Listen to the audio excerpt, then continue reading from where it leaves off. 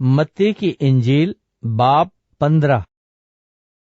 उस वक्त फरीसियों और फकीहों ने यरूशलेम से यीशु के पास आकर कहा, तेरे शागिर्द बुजुर्गों की रिवायत को क्यों टाल देते हैं कि खाना खाते वक्त हाथ नहीं धोते? उसने जवाब में उनसे कहा, तुम अपनी रिवायत से खुदा का हुक्म क्यों टाल देते हो? क्योंकि खुदा ने फरमाया है, तू अपने बाप की और अपनी माँ की इज्जत कर, और जो बाप या माँ को बुरा कहे वो जरूर जान से मारा जाए। मगर तुम कहते हो कि जो कोई बाप या माँ से कहे कि जिस चीज का तुझे मुझसे फायदा पहुंच सकता था वो खुदा की नजर हो चुकी, तो वो अपने बाप की इज्जत न करे। बस तुमने अपनी रिवायत से खुदा का कलाम बातिल कर दिया। ऐ रियाकारो, यशायाह नबी ने तुम्हारे हक में क्या खूब नबुव्वत की है कि ये उम्मत जबान से तो मेरी इज्जत करती है, मगर इनका दिल मुझसे दूर है और ये बेफायदा मेरी परस्तिश करते हैं, क्योंकि इंसानी अहकाम की तालीम देते हैं। फिर उसने लोगों को पास बुलाकर उनसे कहा, सुनो और समझो, जो चीज मुंह में जाती है वो आदमी को नापाक नहीं करती, मगर जो मुंह से निकलती है वही आदमी को नापाक करती है। इस पर शागिर्दों ने उसके पास आकर कहा, क्या तू जानता है कि फरीसियों ने ये बात सुनकर ठोकर खाई?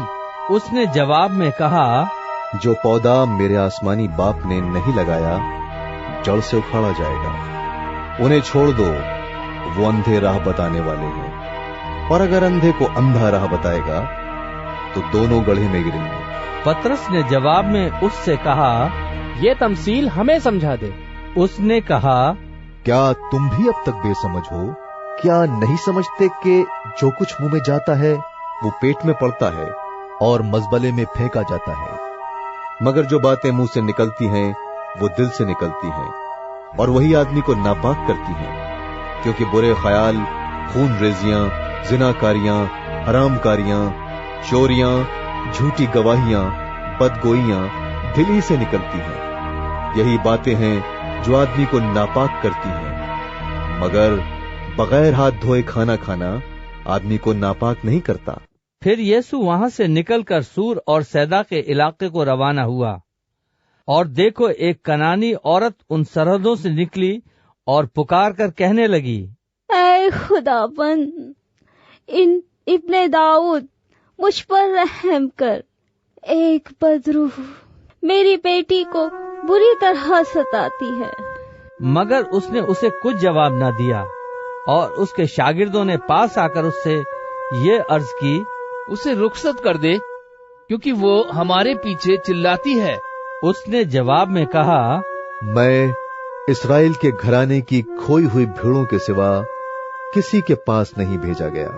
मगर उसने आकर उसे सिजदा किया और कहा, ऐ खुदाबंद, मेरी मदद कर। उसने जवाब में कहा, लड़कों की रोटी लेकर कुत्तों को डाल देना अच्छा नहीं।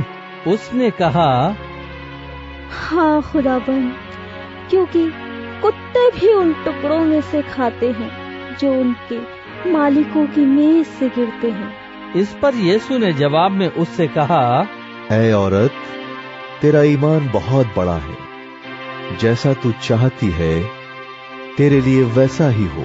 और उसकी बेटी ने उसी घड़ी शिफा पाई। फिर यीशु वहां से चलकर गलील की झील के नजदीक आया और पहाड़ पर चढ़कर वहीं बैठ गया, और एक बड़ी भीड़ लंगड़ों और अंधों, गूंगों, टुंडों और बहुत से और बीमारों को अपने साथ लेकर उसके पास आई, और उनको उसके पांवों में डाल दिया, और उसने उन्हें अच्छा कर दिया। चुनांचे जब लोगों ने देखा कि गूंगे बोलते, टुंडे तंदुरुस्त होते, लंगड़े चलते फिरते, अंधे देखते हैं, तो ताज्जुब किया और इस्राएल के खुदा की तमजीद की।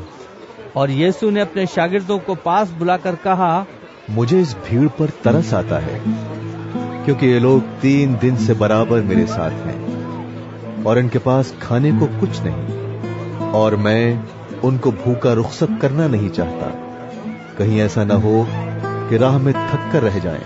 शागिर्दों ने उससे कहा, बियाबान में हम इतनी रोटियां कहां से लाएं कि ऐसी बड़ी भीड़ को सैर करें? यीशु ने उनसे कहा, तुम्हारे पास कितनी रोटियां हैं? उन्होंने कहा, 7 और थोड़ी सी छोटी मछलियां हैं। उसने लोगों को हुक्म दिया कि जमीन पर बैठ जाएं, और उन 7 रोटियों और मछलियों को लेकर शुक्र किया और उन्हें तोड़कर शागिर्दों को देता गया, और शागिर्द लोगों को।